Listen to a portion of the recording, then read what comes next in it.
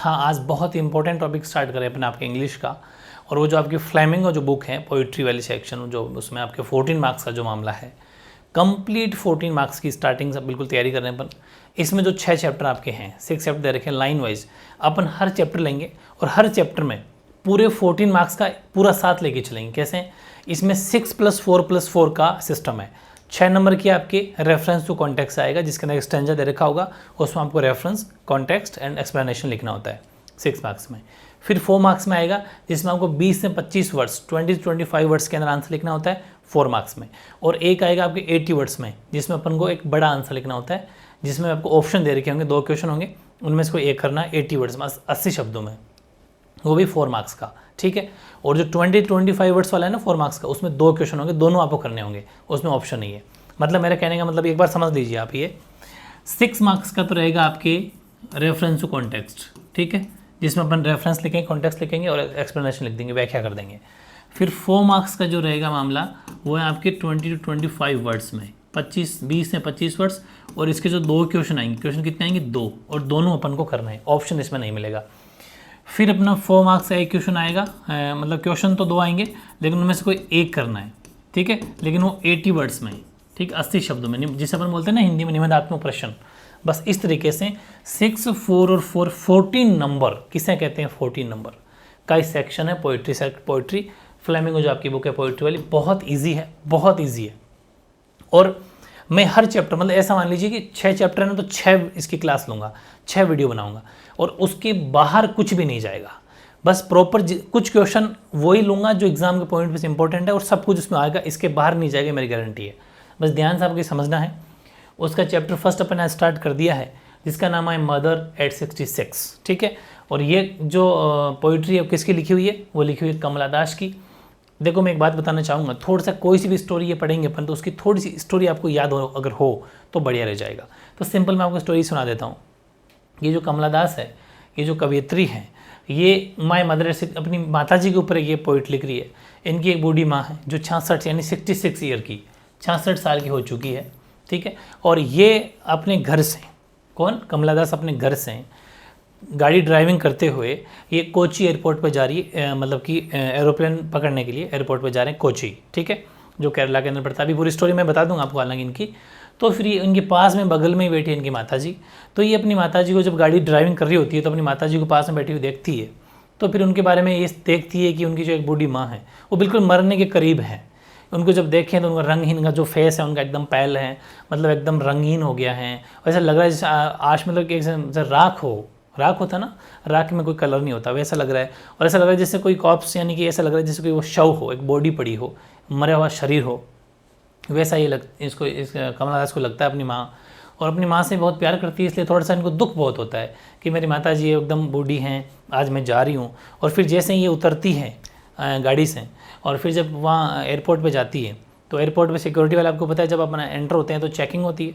तो जैसे ही चेकिंग होती है, तो फिर चेकिंग होने के बाद में अपन एंटर हो पाते हैं अंदर, एयरपोर्ट के अंदर जा रहे होते हैं। तो मुड़ के फिर अपनी माता जी को देखती है, तो फिर उनको फिर वो चेहरा नज़र आता है, फीका फीका सा, पीला पड़ा हुआ, जो बिल्कुल एकदम बूढ़ी लग रही है। बूढ़ी का मतलब यहाँ पर है कि एकदम मरने के दिन बहुत करीब है।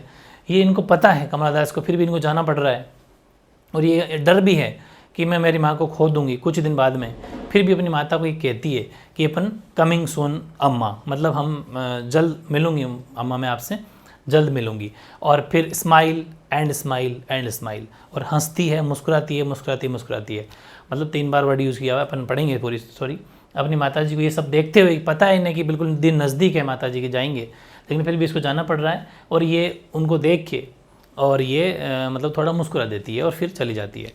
और वैसे ही जब ये घर से निकलते हैं, थोड़ी स्टोरी बीच में और जोड़ लेना, कि जैसे ही घर से निकलती है कमला दास गाड़ी ड्राइविंग करते हुए, तो अपनी माता जी की तरफ देखती है ऐसे। फिर माता जी को देखते देखते फिर इनको ऐसा लगता है कि यार, मतलब दुख होता है थोड़ा, तो अपना इस दुख को भुलाने के लिए मम्मी की थोड़ा स्माइल पास कर देती है। और फिर बाहर की तरफ देखती है, खिड़की में, जो गाड़ी की खिड़की होती है उसके बाहर की तरफ देखती है, तो कुछ पेड़ जो हैं वो गाड़ी के साथ साथ, ऐसे अपन भी कभी सफ़र करते हैं तो ऐसा लगता है कि पेड़ हमारे साथ में, पेड़ भी दौड़ रहे हैं, वैसे इनको लगता है कि पेड़ हमारे साथ में दौड़ रहे हैं। हालांकि पेड़ दौड़ते नहीं, एक्चुअली ऐसा लगता है। फिर खूब सारे बच्चे कुछ घरों में देखते हैं, कुछ खूब सारे बच्चे हंसते हुए खेलते हुए बाहर आ रहे हैं, ठीक है, उनको कुछ नहीं पता, बिल्कुल बिल्कुल बच्चे हैं छोटे छोटे, हंसते हुए, क्योंकि बच्चे तो वैसे भी बहुत ज़्यादा हंसते हैं, अपने मस्त मौला होते हैं, उनको कुछ दुनिया से लेना देना नहीं होता, क्योंकि छोटी एज में ज़िंदगी वही है, चाइल्डहुड जो अपना बचपन है। और ये उनको देख के ऐसा करती है कि ये बचपन है, एक मेरी माँ है, मतलब दोनों में कुछ कंपेरिटी यहाँ पर कंपेरिजन करती है उनको देख के, ठीक है। तो ये सब बातें थोड़ा दुख भुलाने के लिए उधर नज़र मारती है, सब अपन इसके अंदर पढ़ेंगे। तो आई थिंक बहुत इंटरेस्टिंग है, बहुत नॉलेजेबल है, अपन इसको पढ़ते हैं। आपको ध्यान रखना है कि राइटर कौन है, कमला दास है, तो ये बात अपने काम आएगी आगे। कुछ मैंने कमला दास के बारे में लिख भी दिया है, हालांकि यहाँ से कोई क्वेश्चन नहीं आएगा, लेकिन नॉलेज होना बहुत ज़रूरी है, किसी भी पोइट के जब भी पढ़े अपन उसके बारे में जानना ज़रूरी है। तो हिंदी में भी लिख दिया मैंने, ताकि आपको कुछ अंडरस्टैंडिंग मतलब ईजी रहे, ठीक है। कि कमला दास की बात करें तो 1934 में जन्म हुआ, ठीक है, 2009 में इनकी डेथ हो गई। Was born in Malabar Kerala, Malabar तट केरला के अंदर इनका जन्म हुआ। She is recognised as one of India's foremost poet, ये हमारे भारत के जानी मानी कवित्रियों में से एक है, ठीक है। देख सकते हो कि उन्हें भारत के अग्रणी कवि में माना जाता है, ठीक है, फेमस कवि माना जाता है। और her words are known for their originality, versatility and indigenous flavour of the soil. और इनके जो शब्द हैं या इनकी जो कृतियां हैं वो मौलिकता के लिए जानी जाती है, बहुआयामिकता के लिए जानी जाती है। और यहाँ का जो स्थानीय परिवेश है, स्थानीय परिवेश की गंध के, स्थानीय परिवेश का मतलब होता है बिल्कुल ज़मीन से जुड़ी बातें, एकदम उनकी गंध का मतलब यहाँ पर पॉजिटिव लेके चलना आपको। स्थानीय पर जैसे अपन बारिश होती है तो मिट्टी खुशबू आती है, तो मिट्टी की गंध आना या मिट्टी खुशबू आना, वैसे ही स्थानीय परिवेश की गंध के लिए जानी जाती है इनकी मतलब ऐसा। इसका मतलब ये है कि बिल्कुल लोकल लेवल की बातें करती है, यहाँ के बिल्कुल हमारे यहाँ की पूरा प्रेजेंट सिनेरियो जो हमारी सोसाइटी है वो सब। और Kamala Das has published many novels and short stories, English Malayalam, 2 भाषाओं में इनकी बहुत ज़्यादा कहानियाँ, स्टोरियाँ, उपन्यास चलते हैं। लेकिन वो इस नाम के, जैसे निकनेम होता है ना किसी का उपनाम, निकनेम, ठीक है, यानी माधवी कुटी है ना, माधवी कुटी है इसका नाम, माधवी कुटी, सॉरी कुटी नहीं, माधवी कुटी। मतलब कि वैसे तो कमला दास के बहुत सारे इंग्लिश और मलयालम लैंग्वेज में कई इनके उपन्यास, ये उपन्यास नहीं है, उपन्यास है, उपन्यास, ठीक है, उपन्यास तथा कहानियाँ लिखी हुई है जो माधवी कुटी उपनाम से प्रकाशित होती है। माधवी कुटी ऐसा मान लीजिए, इस नाम से जो भी स्टोरी लिखेंगे वो माधवी कुटी के नाम से जानी जाएगी। कोई क्वेश्चन आगे इन फ्यूचर काम आएगा। In addition to 5 books of poetry, और वैसे 5 इनकी फेमस पोइट्री बुक्स हैं, लेकिन वो अपन को नहीं देखना। ये एक सेंसिटिव का मतलब होता है कि थोड़ी संवेदनशील लेखिका है। संवेदनशील का मतलब जैसे अभी अपनी माता जी लिख रही, थोड़े इमोशनल टाइप, थोड़ा संवेदनशील, केयर पर्सन जो होता है ना, जो किसी को केयर टेकर होते हैं, केयर करने वाले, वैसे अपनी माता जी को देखती है तो इनको बहुत दुख होता है, बहुत कष्ट पीड़ा होती है ना। ऐसा देखिए, ये हमेशा एक बेटी का फ़र्ज़ निभाना चाहती है, मतलब एक माँ के प्रति जो प्रेम होता है वो सब वो है, इसमें अपन पढ़ेंगे। और इसी इन्हीं का एक एग्जाम्पल है, माई मदर एट 66, मेरी माता जी 66 वर्ष की जो है, वो अपन बातें, ये नॉलेजेबल था, काम आएगा। और अब मैंने कुछ बातें लिखी है, एग्जाम में क्वेश्चन ऐसा लिखा हुआ आएगा, 1 out of 2 reference to context from the prescribed poems, ये क्वेश्चन लिखा हुआ आएगा और वो 6 नंबर का टॉपिक होगा, ठीक है। ये क्वेश्चन होने के बाद में ये ऐसा लिखा हुआ आएगा, 6 नंबर के आपके एक्सटेंजा होगा, और आपसे इसके ऊपर ये तो क्वेश्चन लिखा हुआ होगा और उसके बाद में एक्सटेंजा आपको दे रखा होगा 6 मार्क्स में, ठीक है। अब इसको आपको ये लिखा हुआ है, इसका मतलब ये है कि reference, context and explanation, 3 topic इसके अंदर अपन को ऐड करने हैं, ठीक है। जिसमें हम प्रसंग व्याख्या जो लिखते हैं ना वही सेम है, हिंदी की तरह ही है, वो अपन को देखना है। अब जो फर्स्ट स्टेंजा है, पहले इसको पढ़ो, अच्छे से पढ़ना है, बहुत ईजी है। और जिस स्टूडेंट के ये डर लगता था ना कि मुझे क्या मतलब मार्क्स कम आएंगे, आज के बाद मेरी गारंटी है, अगर आपको कुछ भी इसमें नहीं पढ़ के जाओ ना, तो मैं ऐसा जुगाड़ बता दूंगा कि 14 में से आपके मतलब 6 में से जो 6 नंबर टॉपिक है, इसमें से 4 तो इसमें पक्के मिल जाएंगे, बिना कुछ इसकी इंग्लिश हिंदी करे, बस तरीका सीखना आप। पहला है driving from my parents home to Kochi last Friday morning, I saw my, अच्छा इतना सा रुको, पहले इसको पढ़ो कि driving from my parents home, मतलब मेरे जो घर, मेरे पेरेंट्स मतलब मेरे फैमिली जो मेरा घर है, माता पिता का जो घर है, वहाँ से ड्राइविंग करते हुए कोची केरला के अंदर पड़ता है, वहाँ लास्ट फ्राइडे मॉर्निंग, शुक्रवार को सुबह में ये मैं जा रही थी, तो आई सा my mother beside me, beside मतलब मेरे साथ में, मेरे बगल में, बिसाइड मतलब मेरे बगल में मेरी माता जी जो है वो बैठे थे। डोज का मतलब होता है ऐसे, मतलब कहते हैं ना उसको झपकी लेते हुए, कहा कि हाँ ये डोज मतलब झपकी लेते हुए, मतलब झपकी ऐसे नींद में झपकी ऐसे, मतलब जिसकी हिम्मत ना हो वो वाले डोज। ओपन माउथ मतलब मुंह खुला हुआ, ठीक है। हर फेस आशन लाइक, आशन का मतलब होता है राख होती है ना, उस तरीके से उनका फेस, चेहरा नजर आ रहा था, लाइक दैट। ऑफ ए कोरेप्स का मतलब, कॉप्स का मतलब हो गया शव, मतलब डेड बॉडी की तरह, शव, लाश जिसे बोलते हैं। एंड रियलाइज विथ पेन, और इस चीज़ का इनको बहुत कष्ट हो रहा था कि एक मेरी माता जी हैं, मुंह खुला हुआ है, मेरे पास में बैठे हैं और उनका फेस बिल्कुल राख जैसा, मतलब राख का मतलब यहाँ पर है कि बिना कलर का, एकदम पीला पीला सा, कोई कलर भी नहीं है, एकदम फीका फीका हो गया वो सब, ठीक है। और इस चीज़ का उनको पेन था, that she was a old as she looked, और उनको ऐसा लग रहा था कि वाकई इतनी वृद्ध है जैसी वृद्ध होनी चाहिए। इसका मतलब यहाँ पर वृद्ध होनी चाहिए का मतलब ये है कि इतनी बूढ़ी है जितनी बूढ़ी होनी चाहिए। इसका मतलब ये है कि अब इनके दिन नज़दीक हैं। जो बूढ़ा इंसान हो जाता है ना, बूढ़े होने का मतलब एक वो बूढ़ा जो जिसके दिन बिल्कुल नज़दीक है, आजकल में जाने वाले हैं, शरीर बिल्कुल चिपक गया है, फेस चिपक गया, हड्डियाँ दिख रही है, आँखें अंदर दस है, सब कुछ बातें उन्हें बोलते हैं, ठीक है। तो ये कुछ बातें थी, ईजिली आपको सारी चीज़ समझ में आ गई। और मैंने आपके अंडरस्टैंडिंग के लिए इधर लिख भी दिया है, ताकि खूब सारे स्टूडेंट जिनको थोड़ी सी इंग्लिश में दिक्कत है तो कुछ 2-3 वर्ड ऐसे लिख लो ताकि ईजी रहेगा। छोटी मोटी तो आपको आती है, ओपन माउंट मतलब खुला मुंह वगैरह सब है, तो आपके अंडरस्टैंडिंग के लिए मैं सब साथ में लेके चलूँगा। ये चीज़ कहना चाह रही, ये सब में मैंने फिक्स कर दी। जितने भी 6 चैप्टर पढ़ेंगे ना, सब में कॉन्टेक्स्ट रेफरेंस सेम रहेगा। These line have been taken from, तो these line have been taken from poem का नाम आपको हर बार पोइम तो डिफरेंट होगी। जैसे फर्स्ट चैप्टर पोइम का क्या नाम है, माई मदर एट 66, लिख दिया। कंपोज्ड का मतलब किसके द्वारा लिखा गया, कंपोज्ड बाय कमला दास। इसको तो रट लो, 2 नंबर पक्के हो गए, 100% 2 मार्क्स यहाँ मिल गया आपको, क्योंकि इसके अंदर सबसे पहले एग्जामिनर पर अगर इफेक्ट डालता है तो ये डालता है कि आपको ये पता होना चाहिए कि इस पोइट की पहचान बच्चे ने करी कि नहीं करी।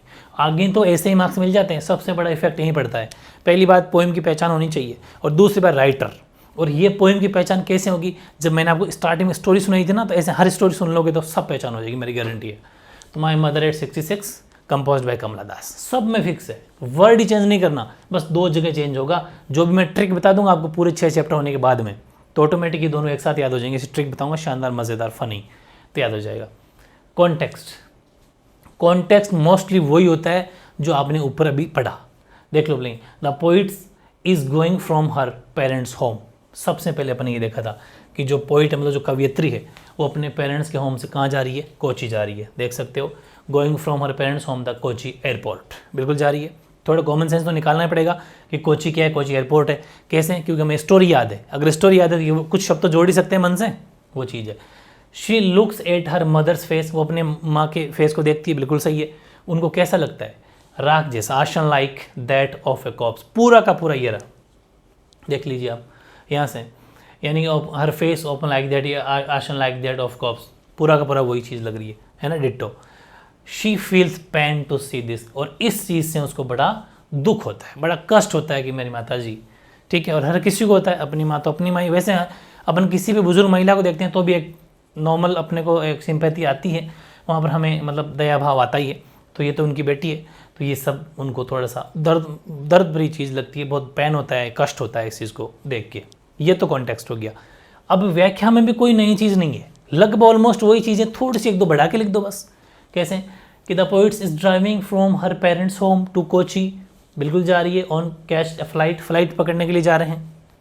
व्याख्या का मतलब थोड़ा बखान ज़्यादा कर देना बस, वहाँ जा रहे हैं। Her mother is dosing open mouthed beside her, उनकी माताजी जो कि बिल्कुल ऐसे हैं, मतलब मुंह खुला हुआ है, और मतलब इसको वो बोलेंगे अपन डोज का मतलब, वो भी जो लिखा था झपकी लेते हुए थोड़े से मतलब नींद में टाइप, उनकी बिसाइड उनके पास में बैठे हैं, ठीक है। और हर mother is 66 year old women, थोड़ा सा अब अपन को क्या करना है, एक एक वर्ड को थोड़ा मीनिंग बढ़ा के लिखना है। जैसे ये कहीं पर भी नहीं लिखा था कि उनकी माताजी 66 ओल्ड है, तो ये अपन को इसके अंदर व्याख्या में लिखना है, एक्सप्लेनेशन का मतलब थोड़ा बढ़ा के लिखना है। तो उनकी माताजी 66 ईयर ओल्ड है, वुमेन है, एक बुजुर्ग महिला है। और हर फेस अपीयर्स एशन और pale as ash like that of dead person, और उनकी माताजी का ऐसा चेहरा ऐसा नज़र आता है कि जैसा राख बिना कोई रंग का, बिल्कुल थका हुआ। और पैल बोल दो चाहे, दोनों का मतलब एक जैसा ही है। पैल का मतलब भी थका हुआ, लिख दिया मैंने अभी, देखो ये रहा, ये वर्ड में लिख दिए हैं, इधर आगे लिखा कर, सॉरी वो तो उस वाले में, पैल का आगे लिख दूंगा मैं। इसका मतलब ये होता है थका हुआ, मुरझाया हुआ, ठीक है, पीला पड़ा हुआ ऐसा फेस, ठीक है। As ashes like that of dead person, जैसे कोई एक जो मर गया कोई इंसान होता है वैसा, मतलब डेड पर्सन, एक डेड बॉडी की तरह, एक लाश की तरह, एक शव की तरह नजर आया उनको। She has become pale and weak because of her advanced age, क्योंकि उनकी एज हो गई थी, इस वजह से वो थोड़ी इतनी वीक या कमज़ोर नज़र आ रही है। This cause pain to the poets, और इस चीज़ का कष्ट उस पोइट्स को यानी कि उस कवियत्री को इसका बहुत ज़्यादा कष्ट होता है, और बिल्कुल होगा क्योंकि इनकी माता जी है। बहुत ईजी है ना। बताओ ऐसी कोई चीज़ जो नई चीज़ जोड़ी, अगर आपको कुछ ना भी आए ना तो उसी में से उठा के चेप दो, तो भी आपको 4 नंबर पक्के हैं, क्योंकि 2 नंबर तो ये दिला देगा, और ये तो रटवाऊंगा मैं, शानदार ट्रिक बताऊंगा लास्ट में, पूरी 6 पढ़ो एक बार, इसको उसी में से लिखना है, तो 1.5 नंबर पक्का मिल गया, और 1.5 इसमें मिल जाएगा। एक मैं पार्टीशन तोड़ के बता रहा हूँ, तो मतलब 5 नंबर पक्के हैं 6 में से, ये मेरी गारंटी। जिसको इंग्लिश में कमज़ोर है ना, जो इंग्लिश में नहीं कर पा रहा, वो ये मेरे अगर पूरी 6 क्लास ले लेगा ना, 6 क्लास होगी 6 चैप्टर की, उसके 5 का टॉपिक आएगा, तो 5 तो मेरी गारंटी लिखवा के ले लेना, नहीं कट सकता, बस मैं कहूँ वैसा करना है, ठीक है। नेक्स्ट है इनकी दूसरी जो स्टैंजा वो है, but soon put that thought away and looked out at young trees sprinting, the merry children spring out of their homes, but after the airport's security check standing a few yards away, जो मैंने starting में आपको बताया था, I looked again at her wan pale, मतलब अपनी माता जी थोड़ी रुक के देखती है। एक बार मैं यहीं तक पढ़ूंगा, as late winter's moon and felt that old familiar ache, यहाँ तक तो एक मिनट देखते हैं अपन। पहले but soon put that thought away, अब कुछ मीनिंग के लिख दिया मैंने। स्प्लिंग आउट का मतलब हो गया बाहर निकलते हुए, जैसे कि स्प्लिंग आउट कहाँ गया, ये स्पेलिंग आउट काम आएगा आपके अंडरस्टैंडिंग के लिए, आपको स्पेलिंग याद करनी है, ठीक है। 2-4 प्रैक्टिस करोगे मेरे साथ में तो सब कुछ इजी लगेगा। फिर है आपका कुछ 1-2 वर्ड और अपन देख रहे हैं। हाँ ये रहा स्प्रिंटिंग में लिख दिया होगा शायद, ये रहा तेज़ी से भागते हुए। मतलब ये है कि जैसे ही ये बैठे थे, फिर थोड़ी देर में क्या करती है, इस दुख को बुलाने के लिए अपने माता जी की जो पास बगल में बैठे हुए देख रहे हैं, इनको कुछ अपना ध्यान डाइवर्ट करने के लिए वो जो कवियत्री है, जो कमला दास हैं, वो गाड़ी से बाहर की ओर देखते हैं, खिड़की में से बाहर की ओर देखते हैं, तो ये देखती है कि जो ट्रीज़ है स्प्रिंटिंग, मतलब जो पेड़ हमारे साथ साथ में भाग रहे हैं, ठीक है, साथ साथ में भाग रहे हैं। और द मेरी चिल्ड्रन, या मेरे चिल्ड्रन का मतलब है जो छोटे बच्चे हैं, मेरी का मतलब है प्रसन्नचित, बहुत खुश छोटे छोटे बच्चे हैं, और मेरी का मतलब बहुत हंसते हुए खुश, बहुत एनर्जेटिक जो बच्चे हैं, वो स्प्लिंग आउट, वो क्या है, बाहर आ रहे हैं। स्प्लिंग आउट का मतलब हो गया बाहर की तरफ निकलते हुए देखती है घरों में से। भाई अपन जब गाड़ी में बैठे होते हैं तो लोगों घर में दिखते हैं, तो कोई बच्चे बाहर निकल रहे हैं, कोई खेल रहे हैं, कोई कुछ कर रहे हैं, वैसे ही ये देखती है। मतलब यहाँ पर बच्चों को क्यों देख रही है वो, इसलिए कि एक मेरी माँ है, जो वो भी कोई ज़माने में इतनी यंग थी, वो भी एक बच्चा जैसी चाइल्डहुड लाइफ थी उनकी भी, अब वो बुजुर्ग हो गए हैं, तो मतलब ऐसा कंपैरिजन वो करते हैं। और फिर मुझे लगता है कि ट्रीज़ जो हैं वो भी कैसे हम जैसे लकड़ी से हमारे साथ साथ आ रहे हैं, वो इनको कुछ लगा। But after the airport security check, फिर वो आगे बढ़ती जाती है, तो फिर इनका एयरपोर्ट पे उनका चेकिंग होती है, और जब वो एंटर करते हैं तो स्टैंडिंग ए फ्यू यार्ड्स, कुछ देर के लिए थोड़ी देर रुकती है और अपनी माँ की तरफ मुड़ के देखते हैं। I looked again at her, मतलब वापस अपनी माँ की तरफ देखती है, तो उनका फेस कैसा नजर आता है, वैन पैल, दोनों का मतलब ही थका हुआ, मुरझाया हुआ, मतलब का फीका, रंगहीन या फिर कमज़ोर फीका, एक ही बात, दोनों का मतलब सेम टू सेम ही होता है, थोड़ा ऐसा उनको नज़र आता है। और as a later winter's moon and fail, ऐसा लगता है जैसे सर्दी, जब शरद ऋतु होती है ना, जब शरद ऋतु जारी होती है उत्तरार्ध में, तो अपन कभी नोटिस करना, मून जो थोड़ा सा ऐसा पीला पीला सा नज़र आता है, ठीक है, थोड़ा मतलब मिट्टी जैसा कलर या पीला पीला नज़र आता है, वैसे ही इनको भी अपनी माँ का जो फेस है वो ऐसा नज़र आया। फैमिली रे का मतलब होता है बचपन खोने का डर, क्योंकि अपना माँ हमारा बचपन है, क्योंकि हम जन्मते हैं तो माँ की कोख में, माँ के पेट में रहते हैं, और मम्मी के सब कुछ, मम्मा हमारे लिए सब कुछ होती है स्टार्टिंग में। तो फैमिलियर एक ये उनको दर्द था, बचपन खोने का डर था। माई चाइल्डहुड्स फियर, मतलब बचपन खोने का, एक का मतलब तो खैर समझ के दर्द, कष्ट, और माई चाइल्डहुड एक लिखा होगा मैंने, ये रहा कष्ट या पीड़ा, और चाइल्डहुड्स फियर मतलब बचपन खोने का डर था। But all I said was, फिर भी इनको पता था, यहाँ पर चाइल्डहुड फियर का मतलब और भी मीनिंग निकालना है आपको। इनका मतलब ये है कि उनको अपनी माता जी के दिन नज़दीक दिख रहे थे, मतलब माता जी लगभग ऑलमोस्ट ये कि अब वो जाएंगे, अब वो मर जाएंगे, इसका दर्द उनको था। फिर भी बट ऑल आई सेड, फिर भी all I said see you soon amma, फिर भी क्या कहते हैं, नहीं मम्मा सी यू सून में जल्द अपन मिलेंगे। ऐसा उनको पता है कि माता जी इतने दिन नहीं रुक पाएंगे, नहीं जिएंगे, लेकिन फिर भी कहते हैं ना कि हौसला बंधाने के लिए वो कह रही है कि सी यू सून अम्मा, ठीक है। और all I did was smile and smile and smile, और फिर थोड़ी देर बाद हंसती है, फिर हंसती है और फिर हंसती है, थोड़ा सा स्माइल पास करती है और फिर चली जाती है अंदर एयरपोर्ट के। तो ये बहुत ही प्यारी सी स्टोरी है, बहुत इंटरेस्टिंग है, थोड़ी इमोशनल कर देने वाली है। ठीक है, एक माँ और बेटी का क्या प्यार होता है, हर किसी वो वाली चीज़ में अपन को सीखने को मिली है। और ये कुछ मैंने स्पेलिंग लिखी है यहाँ पर जो आप आराम से आपको अंडरस्टैंडिंग के लिए हेल्प करेगी, वो भी आप देख लेना। रेफरेंस बहुत ईजी है, these line have been taken from the poem my mother at 66 composed by Kamala Das. ये तो फिक्स, कोई टेंशन नहीं, बिल्कुल बहुत ईजी है, रट मारो इसको, 2 नंबर पक्के। कॉन्टेक्स्ट, अब सेम वही चीज़ है, कुछ अपने शब्दों में लिखना थोड़ा सा। अब क्या नई चीज़ क्या मिली, पिछली बार तो अपन वो देखा, अब क्या नया मिला कि the poets is going to Kochi with her mother to catch a flight. अपने माता जी के साथ में एयरपोर्ट जा रही है, बिल्कुल जा रही है, लेकिन अब थोड़ा सा on the way she looks at her mother, अपनी माता जी को देखती है, एंड फील्स अ पेन, और दर्द, मतलब कष्ट एक होता है उनको, वो दर्द होता है, और हर कंडीशन, उनकी स्थिति को देख के बहुत दर्द होता है। तभी तो बच्चों को देख रही है, कंपैरिजन कर रही है कि मेरी माँ की आज ये हालत है। कोई टाइम में वो भी तो जवान थी, उन बच्चों की तो अभी जैसे वो बच्चे हैं, कल को वो बच्चे जो अभी खेल रहे हैं उनको कुछ नहीं पता कि बुढ़ापा आएगा आएगा, ऐसा भी बुढ़ापा कुछ होता है क्या, बच्चों को क्या पता, अभी बच्चे तो खेल रहे हैं मस्त है, लेकिन बच्चों को नहीं पता कि वो भी कभी बुजुर्ग होंगे, वो भी ऐसा मम्मी, मतलब ऐसा कंपेरिजन वो कर रही है। और she tries to divert her attention my looking outside, इसीलिए हमारा खुद का ध्यान डाइवर्ट करने के लिए बाहर की ओर देखती है, ताकि मम्मी से थोड़ा सा ध्यान हट पाए और थोड़ा कुछ अलग फील हो। ये चीज़ इसमें लिख देंगे अपन, क्योंकि ये हमने इसमें सीखा था। व्याख्या में सब कुछ डाल दो थोड़ा थोड़ा। Poets tries to divert her attention, बिल्कुल पहली बात तो यही है, from her mother's physical condition, अपनी माता जी का जो हालत है अभी, जो फिजिकल कंडीशन है बिल्कुल एकदम डेड बॉडी की तरह, उससे ध्यान डाइवर्ट करने के लिए, डाइवर्ट मतलब हटाने के लिए तैयार हो रही है, कुछ बाहर की तरफ देख रही है। She looks out at young trees rushing away past her and happy children running out of the their homes. फिर वो यहाँ तक देखो, यहाँ देखो, वो देखती है कि कुछ एकदम जो पेड़ हैं, ट्री है, वैसे लगता है जैसे हमारे साथ साथ में कुछ ग्रो करते हुए आगे चल रहे हैं। और फिर देख रही है कि जो कुछ बच्चे हैं, happy children running out of their home, वो अपने घरों से हंसते खेलते बाहर आ रहे हैं, ऐसा उनको ऐसा देखती है।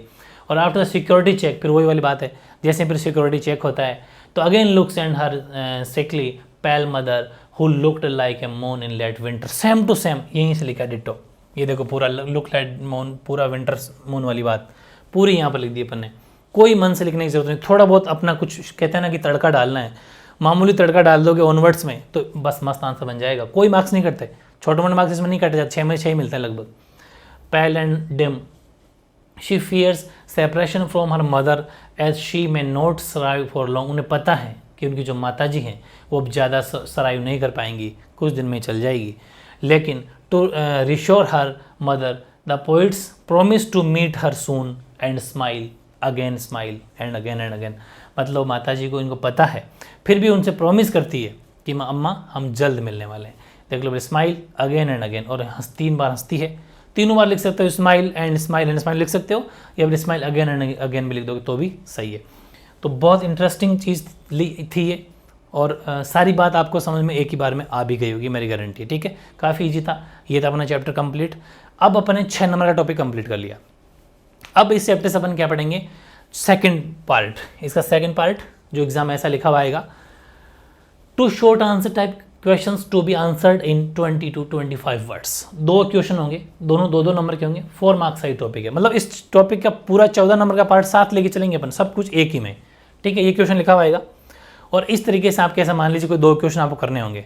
हालांकि अपन तो इस पूरे चैप्टर में जितने क्वेश्चन बन सकते हैं, ध्यान रखना, बहुत सारे क्वेश्चन और भी बहुत सारे आपको लिखे हुए मिलेंगे गाइडों वगैरह में, लेकिन वही करना जो इंपॉर्टेंट है। सब कुछ मैंने छांट के लिखा है जिसमें सब कुछ बात आ जाए, कैसा भी पूछे। जैसे कि what is the kind of pain and एक्ट दैट द पोइट्स फील, तो सीधी सी बात है, पोइट्स ने, कवियत्री ने कैसा दर्द महसूस किया, क्या फील, तो सीधी सी आपको याद है ना बस, कि the poets is pain to see her mother's pale face, अपनी माता जी का जो थका हुआ चेहरा देखती है, मुरझाया हुआ फेस देखती है, बस वो उनको सबसे ज़्यादा दर्द था। विच लुक्स लाइक डेथ, ऐसा लग रहा है कि बस जैसे कि डेड बॉडी पड़ी हुई, जैसे मरा हुआ शरीर हो।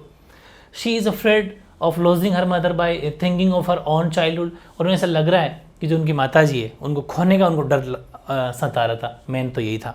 बस आराम से 20 से 25 शब्द हो गए, परफेक्ट आंसर है, अपने शब्दों में लिख दीजिए इसको, बहुत ईजी। अगर हिंदी में याद है तो टेंस आपके पढ़े हुए सेंटेंस खुद बना लो, बहुत ईजी है। नेक्स्ट देखो, why are the young trees described as sprinting, इसका मतलब यंग ट्रीज का मतलब है छोटे पेड़ पौधे, छोटे पेड़ पौधे मान लो, उनको ऐसा दौड़ते हुए, स्प्रिंटिंग का मतलब ऐसा दौड़ते हुए क्यों दिखाया गया है भाई, जैसे वो गाड़ी चला रहे थे ना तो उनको ऐसा नजर आया, तो ऐसा क्यों दिखाया गया है। या आपकी बुक के पीछे जो क्वेश्चन दे रखे हैं वो प्लस कुछ और इंपॉर्टेंट मैंने सब कुछ लिया है। तो इसका मतलब ये क्यों इसलिए दिखाया गया है कि while the poets was driving, जब वो कवयित्री गाड़ी चला रही थी तो she looked out at the trees along the road, तो फिर उन्होंने अपने पास में जो रोड थी उसके पास में पेड़ पौधे जो हैं उनको देखा, बाहर देखा, तो शी फाउंड देम, तो उसने देखा, ऐसा पाया कि रनिंग पास देम, कि वो जो पेड़ पौधे अपने साथ साथ में चल रहे हैं, भाग रहे हैं। इसका मतलब ये है, इट इम्प्लाइज, इसका मतलब इसका मीनिंग ये निकलता है कि यूथ पासिस वेरी क्विकली, कि जो हमारा जो यंग एज हैं, जो कहते हैं ना चाइल्डहुड, जो बचपन है वो जल्दी से ऐसे ही मतलब कि निकलता चला जाता है। आप भी सोचो, जैसे अपन कोई LKG UKG पढ़ते थे, फिर अपन फर्स्ट क्लास पढ़ते थे, उसके बाद में सेकेंड थर्ड, इस तरह से हम पढ़े। हम भी पहले फोर्थ फिफ्थ में हुआ करते थे, उसके बाद बड़े होते चले गए, मतलब पता ही नहीं चल रहा, फटाक से सालें निकलती चली जा रही है। सेम वही बात है कि जो पेड़ हैं अभी वो छोटे पौधे हैं, फिर कल को बड़े हो जाएंगे, फिर वो मतलब वो वाली चीज़ है। वैसे हमारा जो यूथ है, जो हमारा बचपना है, जो बचपन है, वो भी ऐसे निकलता चला जाएगा। ये बातें क्यों उनके दिमाग में आ रही, अपनी माता जी को देखते हुए आ रही है, तो बहुत ईजी है ना, इसलिए उन्होंने जो छोटे पौधे थे उनको भागते हुए पाया। ईजी है। क्वेश्चन नंबर 3 देखिए, why has the poets brought in the image of the merry children spring out of their homes, मतलब जो कवित्री है वो बच्चों को घरों से बाहर आते हुए जो देख रही है, मतलब देखो स्प्रिंग आउट ऑफ देयर, अपने घरों से बाहर, तो इसकी मतलब क्या इमेजिन क्यों इसमें करा है, तो वो देखो ये है कि the poets was unhappy to see her mother in a very weak condition, मतलब कि ये है कि अपनी माता जी की जो कंडीशन है वो ये उनसे बहुत ज़्यादा दुखी है, उनसे खुश नहीं है, क्योंकि हालत आपको पता है बहुत ख़राब थी। तो उनसे जो कवियत्री है वो बहुत अनहैप्पी है, बहुत दुखी है। तो she was very glad to see happy children coming out of their homes, जब उन बच्चों को देखती है तो प्रसन्नचित बच्चे तो बाहर घरों से बाहर आ रहे हैं उनको देखती है, तो ये खुद भी क्या होती है, थोड़ा खुश होती है, बड़ी प्रसन्नचित होती है उनको देख के। These children were in sharp contrast to her pale and sickly mother, और ये जो बच्चे हंसते हुए खेलते हुए बाहर घरों से आ रहे थे, ये इसकी माता जी की जो तुलना में, जो कि सिकली मतलब थोड़ी बिल्कुल बीमार हैं, रंगहीन चेहरा हो रखा है, उनके बिल्कुल ऑपोजिट थे। कॉन्ट्रास्ट का मतलब होता है विरोधाभास होना, ऑपोजिट होना, बिल्कुल ऑपोजिट है। एक माता जी जो बिल्कुल डेड बॉडी की तरह पास में बैठे हैं, कोई उनको पता नहीं है, बिल्कुल चेहरा मुरझाया हुआ, बिल्कुल मरने वाले ही हैं। एक जो बच्चे हंसते हुए खेलते हुए घरों से बाहर आ रहे हैं, तो ये इसका मतलब इसलिए उन्होंने कि यहाँ पर कंपेरिजन या तुलना करी है कि बिल्कुल ऑपोजिट दोनों हैं। ठीक है। फिर था why has the mother been compare to the late winter's moon, ये भी है, अपन ने वर्ड यूज़ किया था कि जो अपनी माता जी है, वाई हैज़ मदर बीन, उनको लेट विंटर मून से क्यों कंपेयर किया कवियत्री ने।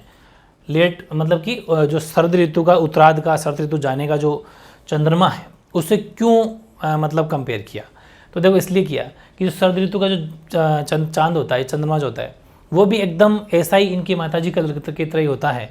और जैसे पढ़ देता हूँ कि the poet's mother looked like the winter's moon, क्यों, क्योंकि winter's moon pale wan and sickly, यानी कि एकदम पीला पड़ा हुआ, बिना कलर का, या फिर बीमार की तरह वो नजर आता है। Moreover winter is symbol of old age, और आपको पता है ना शरद ऋतु वृद्धों की सिंबल भी है, मतलब इनका प्रतीक भी है वृद्धों का। ठीक, ओल्ड एज का मतलब वृद्ध अवस्था का एक प्रतीक माना जाता है, किसको, विंटर सीजन को। ठीक है, वो भी है, इसमें बात डाल देना आप।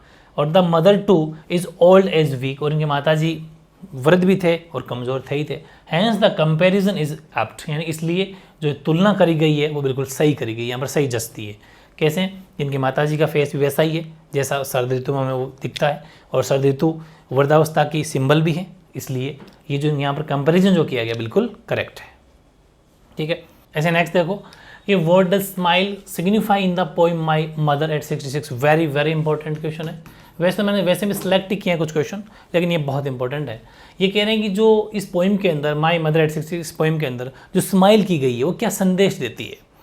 तो इसका मतलब वैसे तो आप समझ गए होंगे कि in the poem my mother at 66 smile signifies the moral support of both the mother and the daughter. पहली बात तो ये, मॉरल का मतलब है नैतिक सपोर्ट, नैतिक, यानी कि एक माता और एक बेटी के बीच में जो नैतिक सपोर्ट होता है, मतलब कुछ हमारे जो कुछ ऐसे मतलब रिश्ते जो होते हैं वो उस सपोर्ट को, एक तो हाँ मुस्कुराहट देना आपस में वो होता है। ठीक है, वो सिग्निफाई हो गया, एक तो इसका मॉरल ये हो गया। दूसरा, mother would have hope to meet again, और माता जी को ये भी, वो जब मुस्कुराई ना बेटी, तो माता जी को ये भी आशा है कि ये मुझसे, मेरी जो बेटी है ये जल्द मुझसे मिलेगी। ठीक है, एक तो नैतिकता के तौर पे सपोर्ट मिला है, मतलब एक अच्छा लगता है कि एक माँ बेटे का रिश्ता आपस में मुस्कुराहट करना, वो अलग पॉजिटिविटी आती है। और ये भी उनको आशा है कि जल्द ये मुझसे मिलेगी, ये माता जी को ऐसा लगता है। लेकिन वहीं the daughter would be able to overcome her fear of separation from her mother. और जो बेटी है उनको ये डर है कि भाई मेरी माताजी जल्द चले जाएंगे, तो इस डर को थोड़ा कम करने के लिए भी स्माइल पास की जा रही है कि थोड़ा हंसूं मुस्कुराऊं तो माताजी को ठीक लगेगा, मुझे भी थोड़ा सा ठीक लगेगा। ये सब बातें, ये सब संदेश देता है उस टाइम पर हंसना, ठीक है। फिर है did the poet's see anything outside that could put her painful thought away. यानी कि जो पोइटस जो यानी कि जो कवियत्री है, ये जब बाहर देखती है तो उनको ऐसा क्या नज़र आया जो उनके थोड़े दर्द को कम कर सके, कुछ पेन को कम कर सके। तो बहुत इजी है कि इन्होंने बच्चों को हंसते खेलते बाहर आते हुए देख रहे थे, और दूसरा पेड़ जो हैं वो इनके साथ साथ में जो चल रहे थे भागते हुए, पेड़ों को भी देखा था। वही है she was young trees rushing past and happy children running out of their Holmes. ये दो बातें, पेड़ों वाली और बच्चों वाली, ठीक है। The site of young trees and happy children changed her mood. इन्होंने ये दोनों कौन, एक तो छोटे छोटे पौधे जो ग्रो करते हुए पीछे रह रहे थे, भाई ये तो गाड़ी आगे चल रही थी और पीछे रह रहे थे पौधे, वो और बच्चे जो हंसते हुए खेलते हुए जो बच्चे हैं, उन्होंने उनके मूड को थोड़ा ठीक किया, हल्का किया, इस दर्द को पेन को कुछ कम किया। बहुत ईजी है, बताओ कितना ईजी है। फिर which image does the poet use to describe mother condition. बिल्कुल ईजी है कि यहाँ पर इन्होंने अपनी माताजी का जब कुछ कंडीशन दिखाई है तो उनमें कौन कौन से कुछ ऐसे वर्ड या कुछ ऐसी उपमाएं यूज करी है, कुछ जिसको अपन बोलते हैं ना अलंकार, उपमा अलंकार, वैसे कुछ ऐसे कौन से सिमिली वर्ड यूज़ करें। सिमिली मतलब उपमा होता है, अभी बताऊंगा। सिमिली, मेटाफर, अलिट्रेशन सब पढ़ाऊंगा मैं भी शानदार तरीके से। वही है कि the poet makes use of very apt image her mother face is ashen. मतलब एक तो ये वर्ड यूज़ किया था, यानी राख की तरह। उपमा का मतलब होता है किसी से कंपेयर करना, कोई दूसरे वर्ड से। ठीक, कहते हैं ना कि मेरा बच्चा तो शेर की तरह है, तो शेर की उनको उपमा दी गई है, ठीक है, सिमिली। वैसे लाइक दैट ए कॉर्प्स, ये भी वर्ड यूज़ किया गया था। इसका मतलब क्या हो गया, एक शव, एक डेड बॉडी, ठीक है, ये भी वर्ड यूज़ किया था दो। और शी इज सिकली एंड पेल, ये भी वर्ड यूज़ किया था। एज ए विंटर मून, ये भी वर्ड यूज़ किया गया था। ये सब उपमाएं हैं जो इन्होंने कवियत्री ने यूज़ करी थी, वो आपको बतानी है। वेरी इंपॉर्टेंट क्वेश्चन ऐसा आ सकता है। फिर how did the poet's show her affection for her mother, ठीक है, अपनी माता जी के प्रति क्या मतलब कैसे कहते हैं ना वो शो किया। The poet's became worried about her mother when she looked at her आशिन फेस। जब उन्होंने राख जैसा चेहरा देखा, बिल्कुल कलरलेस देखा, तो हर पेल एंड सिकली बॉडी, और बिल्कुल मतलब कि बिना रंगहीन और बिल्कुल बीमार बिल्कुल शरीर देखा, तो she supported her by her reassuring smiles. तो इन्होंने अपनी जो माता जी को एक स्माइल पास करी, जो मुस्कुराहट पास करी, वही उनको एक जो सपोर्ट मिला, ठीक है। और मुस्कुराहट पास करना किसी को भी कहते हैं ना आधा दुख कम कर देता है, हंसना, थोड़ा मुस्कुराना, उसमें अपनापन झलकता है देख के। तो वो सब बातें ईजी है, ठीक है। अब बात करते हैं अपन, वो इतना ही बस 8 क्वेश्चन जिसने कर लिए तन मन से बिल्कुल समझते हुए। वैसे भी अपन ने जो दोनों स्टेंजा पढ़ा था उसमें से बहुत सारी बातें कवर हो गई, ये पढ़ लोगे तो बहुत सारी बातें कवर हो जाएगी। और फिर एक 4 मार्क्स का टॉपिक और है, 1 out of 2 long answer type question based on the text global comprehension in about 80 words. 80 शब्दों के अंदर आपको लिखना है। ये भी 4 मार्क्स का क्वेश्चन आपके एग्जाम में आता है। इसमें आपके सामने ऑप्शन रहेंगे, दो लॉन्ग क्वेश्चन होंगे, उनमें से कोई एक करना है, ठीक है, ये चीज़ है। इसमें भी ज़्यादा नहीं छांटे, मैंने 3-4 क्वेश्चन लिए हैं बस टॉप लेवल के। पहला है how does the poets try to overcome her familiar एक्ट। मतलब जो अपना दर्द था, ठीक है, मतलब जो अपना दर्द था, कष्ट, जो पीड़ा थी अपनी माता जी को देख के, एंड हर चाइल्डहुड फियर, वो जो अपना बचपन खोने का जो डर था, वो कैसे मतलब कि इन्होंने उसका बखान किया। तो अपन देखते हैं कि after the airport security check, जैसे ही उन्होंने एयरपोर्ट पर सिक्योरिटी चेक हुआ उनका, तो she poet look again and her, बिल्कुल वही चीज़ वही वाली, एट हर मदर, इन्होंने वापस मुड़ के अपनी माता जी की तरफ देखा। She finds her as a pale and sickly as a late winter's moon. देखा तो बिल्कुल चेहरा थका हुआ, बिल्कुल बीमार, और सर्द ऋतु के उस उतरा जाते हुए चंद्रमा की तरह नजर आया। And the old familiar pain and fear come to haunt her, और इनका जो दर्द है, ठीक है, जो बचपन खोने का जो डर है, वो वहाँ पर जाग गया, वो उनको नज़र आया। She has always feared A separation from her mother, हमेशा उनको डर लगता था कि मेरी माता जी अब नहीं बचेंगे और मैं वापस क्या पता अब नहीं मिल पाऊँ इनसे। This feeling of a fear has been painful to her, और ये उनको बहुत ज़्यादा दर्द दे रही थी ये बात, लेकिन जानना तो पड़ रहा था, ठीक है। और she may die any day, कभी भी उनकी माता जी मर सकती है। और this possibility worries the poets, ये उनको ऐसी संभावना उनको बार बार लग रही थी, ठीक है, इनको कवियत्री को ये संभावना, पॉसिबिलिटी का मतलब संभावना पक्का नजर आ रही थी। She tries to overcome her painful fear of separation, और यही पेन जो है उनको बार बार, सेपरेशन का मतलब अलग होने का जो डर है वो बार बार सता रहा था। तो she resource herself and her mother bye smiling rapidly, इसलिए इसको थोड़ा हल्का करने के लिए अपनी माता जी की तरफ बार बार स्माइल कर रही थी, स्माइलिंग रैपिडली, हर बार smile and smile and smile and smile, मतलब हंसते ही जा रही थी, ठीक है। और she also consoles her mother by saying that they will meet soon, और हर बार हंसते हुए और लास्ट में ये भी कहा था कि दे विल मीट सून अम्मा, मतलब हम जल्दी मिलेंगे अम्मा। ये चीज़ें कहना थोड़ा एक प्यार देता है, ये सब बातें जो उनको हमेशा, हालांकि डर ज़रूर था अपना बचपन खोने का, अपना कष्ट पीड़ा अपने परिवार खोने का डर ज़रूर था। ये सब बातें आई थिंक सारी की सारी आपको याद है जो अपन ने पहले भी पढ़ के आगे। तो बताओ कितना ईजी है, 4 नंबर का क्वेश्चन है आपके, ठीक है। एक और सिलेक्ट किया मैंने, write a short note on Kamala Das, use of imagery in my mother at, ये भी क्वेश्चन आ सकता है, कमला दास के ऊपर आपसे पूछा जा सकता है, ठीक है। तो कमला दास के बारे में आपने क्या क्या इस चैप्टर में पढ़ा, आपके एग्जाम पूछा जा सकता है कि on her way to Kochi airport Kamala Das looks at her mother's face, बिल्कुल, कि एयरपोर्ट, कोची एयरपोर्ट के ऊपर जो कमला दास अपनी माता जी को देखती है, सारी बातें वही रिपीट होगी क्योंकि चैप्टर इतना सही है। और she finds it ashen like that of a corpse, वो देखती है कि उनकी माता जी को जो फेस है वो राख जैसा, या फिर ऐसा मान लीजिए एक बॉडी लास्ट बॉडी की तरह नजर आया। तो her mother is as old as she looks, और उनकी माता जी जो है वो वैसी लग रही थी जैसे एक वृद्ध शरीर लगता है, मतलब यहाँ पर ये है कि वैसी लग रही थी जैसे कि किसी के दिन बिल्कुल नज़दीक होते हैं कि वो जाने वाले हैं, वैसी नज़र आ रही थी। और she looks out to put this thought away, और ये मतलब जो है उनके दिमाग में विचार आ रहे थे। तो she sees young trees rushing past her and the Mary children running out of their Holmes, फिर वही वाली बात कि जब वो बाहर आ रही थी तो हंसते हुए बच्चे और वो सब बातें आ गई। This image are sharp contrast to her mother's face, और ये चीज़ जो है बिल्कुल उल्टी नज़र आ रही थी। एक माता जी जो बिल्कुल बुजुर्ग है, एक यंग बच्चे जो बिल्कुल बाहर आ रही है, बिल्कुल दोनों आपस में उल्टे उनको विपरीत नजर आई परिस्थिति यहाँ पर। और again her mother appears to her a pale and dim as a late winter's moon, फिर अगेन वापस अपनी मदर को देखती है और जैसे सर्द ऋतु का जो उत्तरार्ध का जो चंद्रमा होता है उनके अकॉर्डिंग नजर आता है। तो these images are very apt and suggestive, तो ये जो विचार हैं इस तरह के इस पे से जानो बिल्कुल सही बैठते हैं। तो बहुत ईजी है इनके बारे में कि वो क्या सोचती थी इस अपनी माई मदर इसमें, इसके अंदर कमला दास के बारे में। तो कमला दास की जो इमेजनरी थी वो बातें आपको बतानी है कि उन्होंने इस स्टोरी के, इस पोइम में क्या क्या सोचा, वो सब बातें।